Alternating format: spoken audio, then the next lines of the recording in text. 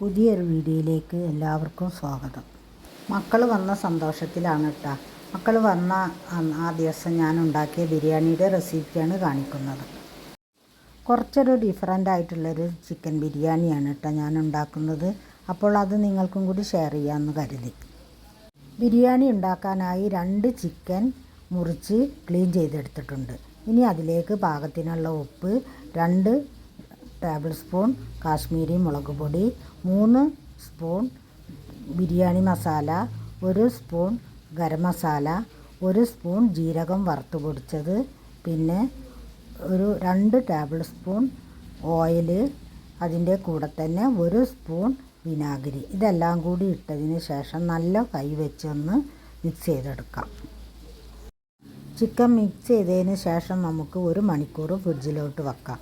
അങ്ങനെ ഫ്രിഡ്ജിൽ വെച്ചാൽ നല്ല സോഫ്റ്റായി കിട്ടും. ഇത് 1 മണിക്കൂർ കഴിഞ്ഞതിന് ശേഷമാണ് കേട്ടോ. ഒരു 2 അടുപ്പും കത്തിച്ചതിന് ശേഷം ഒരടുപ്പിൽ ചിക്കൻ ഫ്രൈ ചെയ്യുന്നുണ്ട്.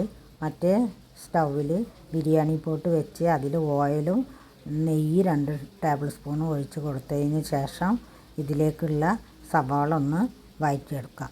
ഈ സവാളയിലേക്ക് പാകത്തിനുള്ള ഉപ്പും കൂടി ഇട്ട് കൊടുത്തതിന് ശേഷം നല്ലതുപോലെ വഴറ്റിയെടുക്കാം. ചിക്കൻ ഫ്രൈ ചെയ്യുന്നതിന് മുമ്പായിട്ട് ഇതിലേക്കുള്ള സവാളയും ഒന്ന് ഫ്രൈ ചെയ്തെടുത്തിട്ടുണ്ട്.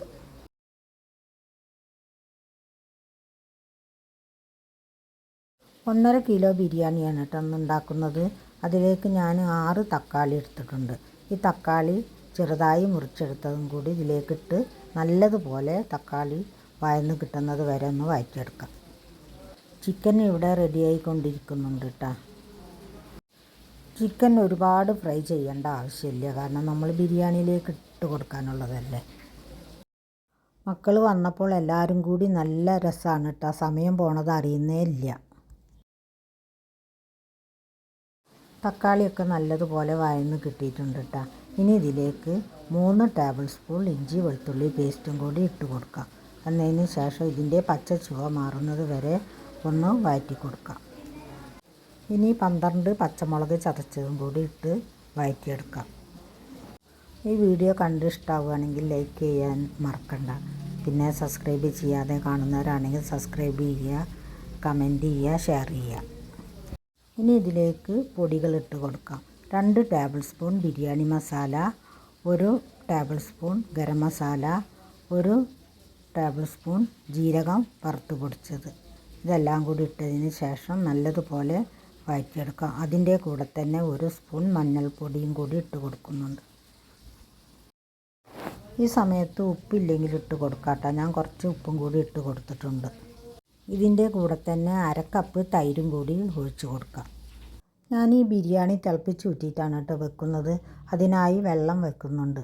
ആ വെള്ളത്തിലേക്ക് ഒരു പിടി മല്ലിയില, പുതിന ഇല, പിന്നെ കുറച്ച് സ്പൈസസ്, പിന്നെ അതിൻ്റെ കൂടെ തന്നെ 1 സ്പൂൺ ഷാജീരകം കൂടി ഇട്ട് കൊടുക്കുന്നുണ്ട്.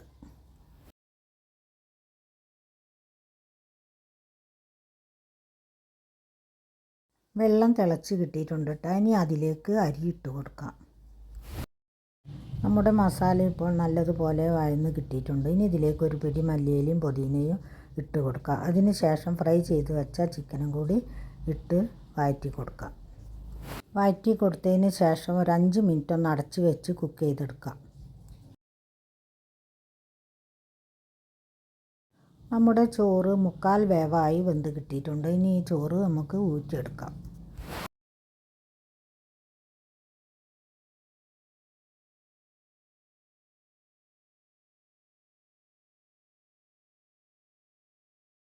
നമ്മുടെ ചിക്കനും മസാലയൊക്കെ നല്ലതുപോലെ റെഡിയായി കിട്ടിയിട്ടുണ്ട് കേട്ടോ. ഇനി ഇതിലേക്കൊരു 2 ടേബിൾ സ്പൂൺ നെയ്യ് ഒഴിച്ചതിന് ശേഷം പകുതി ചിക്കൻ ഞാനിവിടെ കോരി എടുത്തിട്ടുണ്ട്. അതിന് ശേഷമാണ് കേട്ടോ ചോറിട്ട് കൊടുക്കുന്നത്. ബിരിയാണിയൊക്കെ പലരും പല രീതിയിലും ഉണ്ടാക്കുന്നത് തന്നെയാണ് കേട്ടോ. അപ്പോൾ ഞാൻ ഉണ്ടാക്കുന്നത് നിങ്ങളുമായി ഒന്ന് ഷെയർ ചെയ്യാമെന്ന് കരുതിയാണ് കേട്ടോ. ഇനി ഇതിൻ്റെ മുകളിലായി പകുതി ചോറിട്ട് നിരത്തി കൊടുക്കാം. അതിന് ശേഷം കുറച്ച് ഗരം മസാല പൗഡർ വിതറി കൊടുക്കാം. പിന്നെ മല്ലിയിലയും പുതിനയും ഫ്രൈ ചെയ്ത സവാളയും ഇട്ട് കൊടുക്കാം.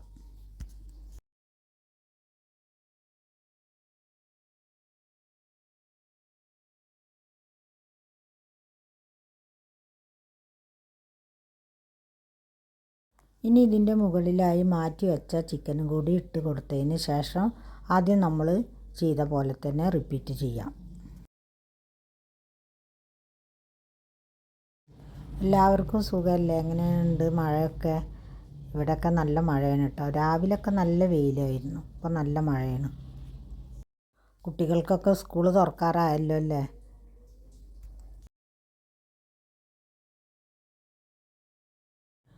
സമയക്കുറവ് കാരണം എല്ലാവരുടെയും വീഡിയോ ഞാനിപ്പോൾ ഡീറ്റെയിൽസായി കാണുന്നില്ല കേട്ടോ. മാക്സിമം ഞാൻ കാണാൻ ശ്രമിക്കാം. ഈ ബിരിയാണി ഞാൻ ഉണ്ടാക്കുന്നത് വ്യത്യസ്ത രീതിയിലാണെന്ന് പറഞ്ഞതിൻ്റെ കാരണം ഞാനിതിൽ നല്ല ജീരകം വറുത്ത് പൊടിച്ചത് ചിക്കൻ ഫ്രൈ ചെയ്യുമ്പോഴും അതേപോലെ തന്നെ ഇതിൻ്റെ മസാലയിലൊക്കെ ഇട്ട് കൊടുക്കുന്നുണ്ട്. അതുപോലെ തന്നെ ഷാജീരകവും. അതുകൊണ്ടാണ് കേട്ടോ ഞാൻ അങ്ങനെ പറഞ്ഞത്. ചോറെല്ലാം ഇട്ട് കൊടുത്തതിന് ശേഷം ഒരു സ്പൂൺ പാലിൽ യെല്ലോ ഫുഡ് കളറും കൂടി ചേർത്തതിന് ശേഷം ഒന്ന് തെളിച്ച് കൊടുക്കാം. എന്നതിന് ശേഷം അടച്ച് വെച്ച് ഒരു 10 മിനിറ്റ് ഒന്ന് ദം ചെയ്തെടുക്കാം.